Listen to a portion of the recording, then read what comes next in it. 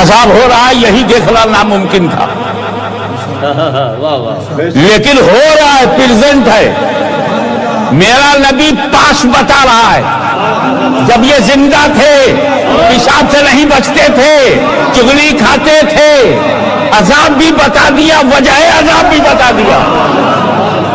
جب وہ چغلی کھاتا تھا تب نبی کے سامنے نہیں تھا، جب وہ پیشاب کے چھینٹوں سے نہیں بچتا تھا نبی کے سامنے نہیں تھا، مگر نبی کے سامنے نہ ہوتے ہوئے بھی عذاب تو پریزنٹ ہے، وہ اس کا ریزن پاسٹ ہے۔ حضور پریزنٹ بھی جانتے ہیں، حضور پاسٹ بھی جانتے ہیں۔ اب عالم ما کان وما یکون کہنے میں کیوں تکلف ہے؟ کیا کہنے، اب چھوٹے چھوٹے گناہ نبی کی نظروں سے نہیں چھپتے تو ان کے موٹے موٹے گناہ کیسے چھپیں گے؟ جب میرے آقا مولا کی نظر سے چھوٹے چھوٹے گناہ نہیں چھپتے تو کسی کے موٹے موٹے گناہ کیسے چھپیں گے؟ اور ایک جملہ بھی ایک سمپور آ گیا، اور وہ یہ کہ میرا نبی چھپے گناہ کو جانتا ہے۔ چھپے، ان کا گناہ تو چھپا تھا، تیرا گناہ تو کتابوں میں چھپا ہے۔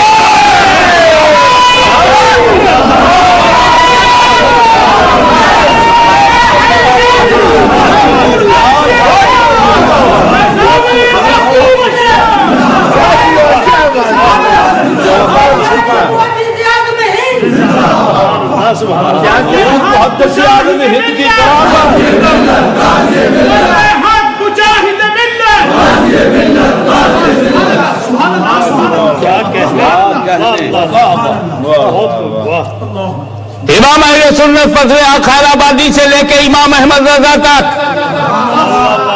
تمہارے چھپے ہوئے گناہوں کی گرفت کی ہے۔ آج کیوں نہیں قوم کے سامنے وہ کتابیں تم لاتے ہو؟ تنظیم، آرگنائزیشن، سروس دکھاتے ہو، وہ 3 کتابیں دکھاؤ جس میں چھپا ہے، اور چھپا ہے تو چھپاتے کیوں ہو؟ اور چھپانا تھا تو چھپایا کیوں؟ چھپانا تھا تو چھپایا کیوں؟ اب جب چھپ گیا ہے تو چھپے گا کیسے؟ کیا کہنے، جب چھپ گیا تو چھپاؤ گے کیسے؟ واہ واہ۔ دیکھیے، رب کو راضی کرنا یہ ہر بندے پر فرض ہے۔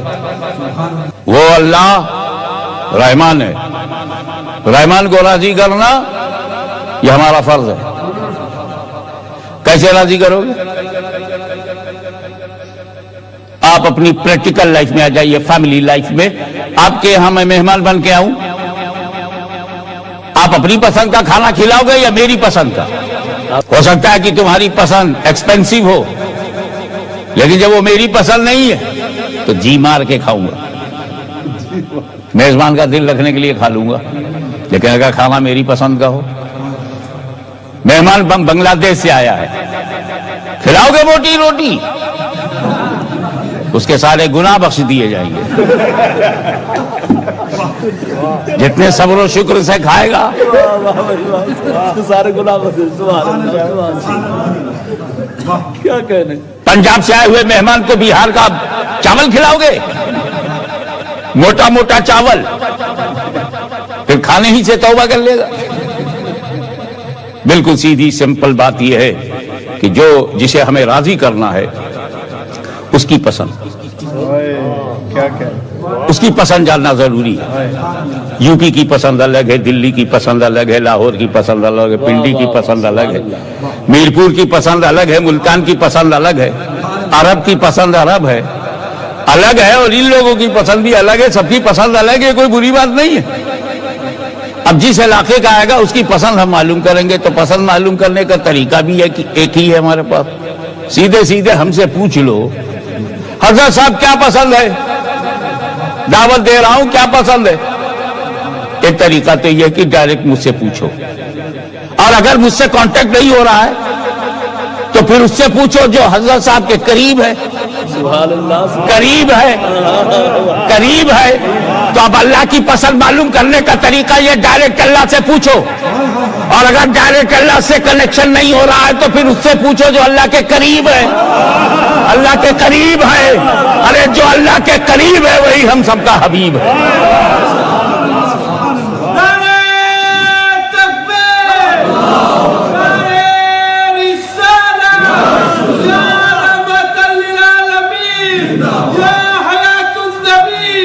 آپ ذرا غور فرمائیں، آپ ذرا غور فرمائیں.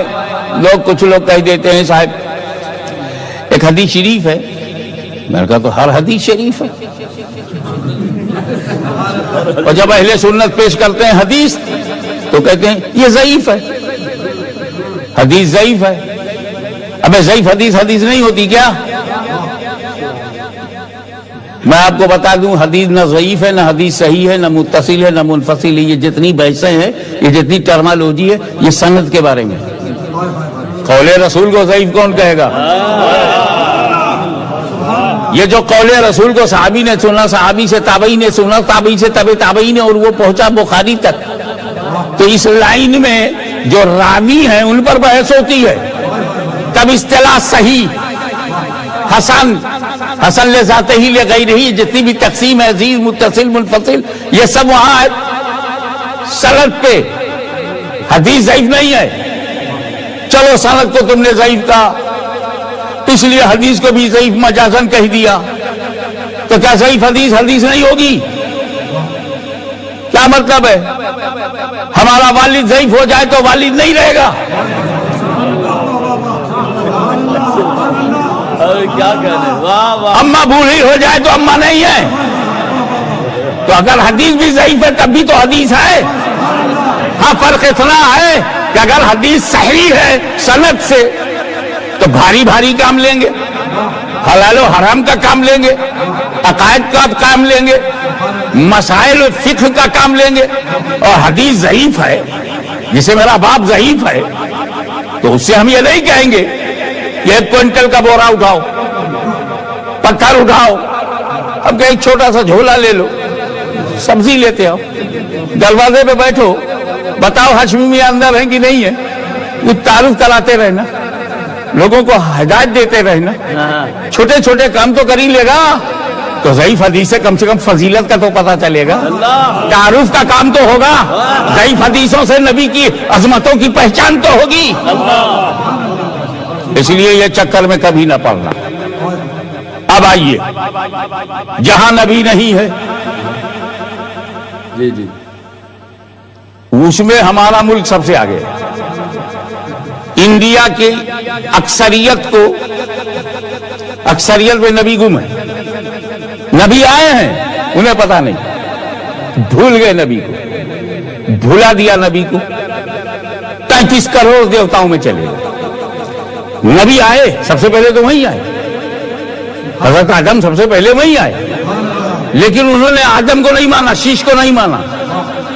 اب ان کے بعد کوئی پوچھے تو ہیو یو اینی پروفیٹ، تو 80 کروڑ کہے گا آئی ہیو نو پروفیٹ.